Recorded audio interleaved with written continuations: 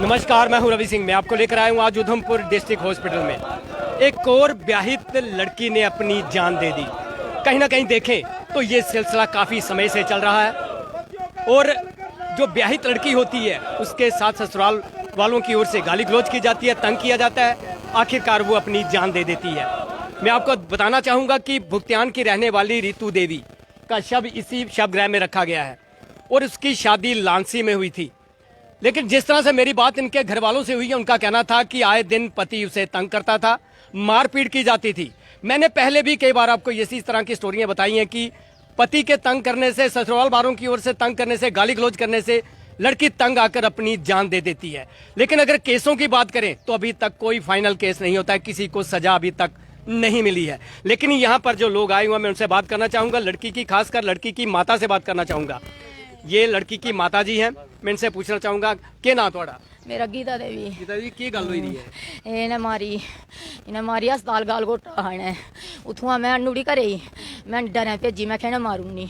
3 महीने आए, नाड़ा घर आला भी आया, नाड़ी सस भी आई, ताई सस आंदी इन्हें घरा, उन्हें जिम्मेवारी चुकी उंदे घरे। उन्हें क्या हूँ लेनी सी किश नहीं होंदा, थोड़ियां बच्चियां तुस घर भेजो, ब्याही दित्ती गई, तुसें घरे भेजना पौनी है। अरे उन्हें जबरदस्तिया कपड़े लुआए, जबरदस्तिया मेरे अंदर आंदी ने। नहीं तुसी जिले पहले बारी लड़ाई है, पहले बारी ओदा गल घोटिया ते थाने रिपोर्ट नहीं कराई तुसे? अस्पताल है, पहलू थाना जम्मू है अस्पताल। साल होया। पिछे घोटिया गाल ओदा बाद नुआढ़ी बुआ सस कहंदी सी घरे लेई आओ, जिस वेले असीं तुसें भेजना होगा मिकी फोन करो। उसी फोन कीता, आखदी मेरा स्विच ऑफ है, मेरे कश कोई फोन नहीं है। तो उसके चाहने क्या होना चाहिए? इन्हें जेल करानी सी, इसी जेल करानी। आपने देखा कि ये थी लड़की की माताजी थी, जिनका कहना था कि पहले भी उसे तंग किया जाता था, गला घोटा गया था हॉस्पिटल में। लेकिन कहीं ना कहीं देखें तो ऐसे केस आए दिन ऐसे होते रहते हैं और कई लड़कियां अपनी जान दे चुकी हैं। मेरे साथ यहाँ पर प्रीक्षित जी हैं, मैं इनसे ही बात करना चाहूँगा। प्रीक्षित जी, आपका अभिरा चैनल में स्वागत है और आपकी ओर से कई बार इस तरह के मुद्दे उठाए गए हैं, लेकिन आखिरकार अगर देखें तो कोई भी फैसला नहीं होता है। कसूरवार बाहर घूमता है और वो लड़की अपनी जान दे देती है, वो बेचारी चली जाती है। क्या कहेंगे इसके बारे में? देखो जी आकाश जी, तुसें पता पिछले दिन जो साढ़ा पार्ट च हादसा होया कि मलाड़ कुड़ी दी ही, पैह्लें लगे आखना कि नहीं साढ़ा जो पूरी एडमिनिस्ट्रेशन है, पुलिस है थोड़े कन्नै।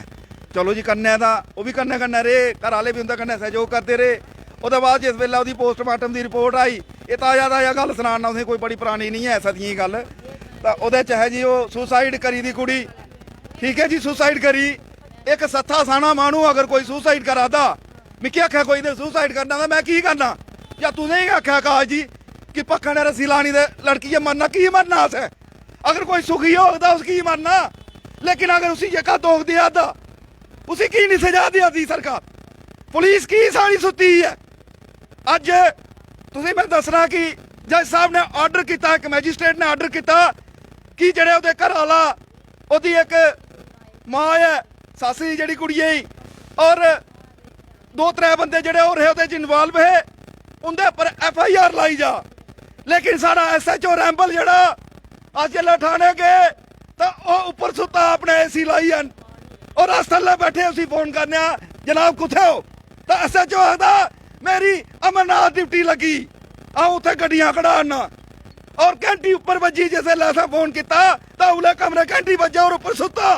और अस सारे लोग जेह्ड़े थल्ले बैठे, कुड़िया घर आह्ले और अस आपूं एक DDC गेदा और थल्ले ठाणे बैठा, लेकिन SHO दे कन्नै जूं तक नहीं रिंगी। मैं उसी आख्या कोर्ट दा आर्डर है कि उन्हें कातलें पर FIR लानी।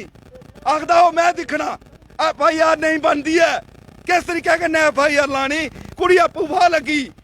मैं SHO साहब तुस इत्थे सुत्ते AC आह्ले कमरे च ते तुसें ही कोई आखे ते फाह् लगी जाओ तुस, तां क्या तुस लगे फाह्? तुस नहीं लगदे क्योंकि सुख बड़ा इत्थे। जिस आदमी सुख होग फाह् नहीं लगदा, लेकिन उस दुखी ही कुड़ी ओह् तां फाह् लगी और तुसें FIR लाना पौनी। अज एक होर मसला आई आ, दिक्खने हून जिसलै पुलिस आह्ले औंदे न, अस्पतालें टीम औंदी ऐ तां केह् लिखियै दिंदे न, केह् होआ सी। लेकिन मेरी गुजारिश है पुलिस दे अग्गे, एडमिनिस्ट्रेशन दे अग्गे कि जिन्ना चेर तकरा जेड़े लोग कुड़ियें टॉर्चर करा दे, सुसाइड करने पर मजबूर करा दे, ਜਾਂ ਉਹਨੇ ਮਾਰਾ ਦੇ ਮਾਰੀ ਜਾਂ ਟੰਗਾ ਦੇ ਜਿੰਨਾ ਚਿਰ ਤੱਕ ਆਉਂਦਾ ਪਰ ਸਖਤ ਕਾਰਵਾਈ ਨਹੀਂ ਹੋਊਗੀ ਉਨਾ ਚਿਰ ਤੱਕ ਕੰਮ ਨਹੀਂ ਥਮਾਉਣਾ ਰੋਜ਼ ਇੱਕ ਮੁਰਦਾ ਨਿਕਲਣਾ ਔਰ ਇਹ ਸਾਡੀਆਂ ਕੁੜੀਆਂ ਪਰ ਅਤਿਆਚਾਰ ਵੱਧਦਾ ਜਾਣਾ ਇਹ ਸਾਰੇ ਲੋਕ ਐਸੇ ਦੇ ਪਰ ਵਿਚਾਰ ਕਰਨਾ ਪਾਉਣਾ ਜਿੰਨੇ ਵੀ ਹਨ ਕਿਉਂਕਿ ਸਾਡੀਆਂ ਆਪਣੀਆਂ ਵੀ ਬੱਚੀਆਂ ਹਨ ਅਸੀਂ ਵੀ ਫਿਕਰ ਹੋਈਦਾ ਇਸ ਗੱਲਾਂ कि किस तरीके कन्नै निर्वाह होगा अग्गे क्योंकि सुनवाई के कोई नहीं है जियां तुसें आपू भी पता जिन्ने भी केस होंदे जिंदा मनुख जिंदा उठी जिंदी कुड़ी मरींदी उ'ऐ कोर्ट कचहरियें चक्कर कटदे अज 45 दिन होई है बाटल कोर्ट कचहरियें च फिरदे ते ठाणे SSP दफ्तर ते जजें जंदा ठाणे जंदा और ओह मनुख जेका टार्चर करदा हा जां जेह्दे वजह कन्नै उस कुड़ियै सुसाइड कीता मरी जां जो भी होया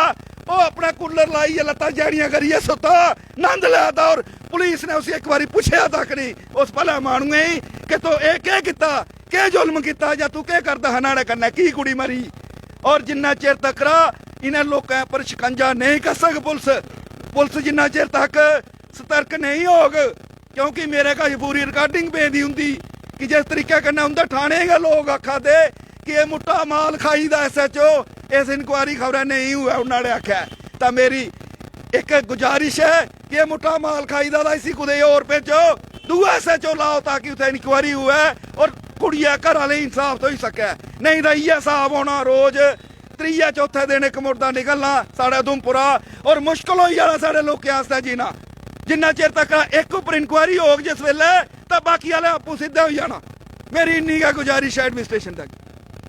आपने देखा कि ये थे परीक्षित जी जिनका कहना था कि पिछले दिनों भी मैं आपको फिर बता दूं कि पिछले दिनों भी एक केस मामला सामने आया था जिसमें एक लड़की की जान चली गई थी लेकिन अभी तक उस केस का कुछ नहीं हो जिस तरह से ये बता रहे हैं कि जज द्वारा ऑर्डर निकाला गया कि उनसे पूछताछ की जाए लेकिन अभी तक पुलिस की ओर से कोई कार्रवाई नहीं की जा रही है। इस तरह से कई केस ऐसे हैं जिनकी अभी तक कोई छानबीन नहीं की गई है ना ही दोषियों को कोई सजा दी गई है। इसी के चलते आज भी इसी तरह से ये लड़की भी रितु देवी जिसकी उम्र 20 साल बताई गई है बुगत्यान की रहने वाली थी और लांसी में इसकी शादी हुई थी 1 साल पहले शादी होती है और एक बच्चा इसका आ गया लेकिन कहीं ना कहीं देखें तो अभी उस बच्ची ने अभी तक अपनी पूरी जिंदगी नहीं देखी थी लेकिन वो अपनी जान दे दी उसने अपनी जान दे दी। मैं फिर कहूँगा कि प्रशासन की ओर से पुलिस प्रशासन की ओर से खासकर लापरवाही बरती जाती है किसी भी केस को हल नहीं किया जाता है दोषियों को जेल की सलाखों के पीछे नहीं धकेला जाता है और ये केस रफा दफा हो जाते हैं। परीक्षित द्वारा भी यही मांग की जा रही है कि जो केस हैं उन पर गौर किया जाए उन दोषियों को सख्त से सख्त सजा दी जाए। कैमरामैन अजय के साथ रवि सिंह वीरा चैनल उधमपुर।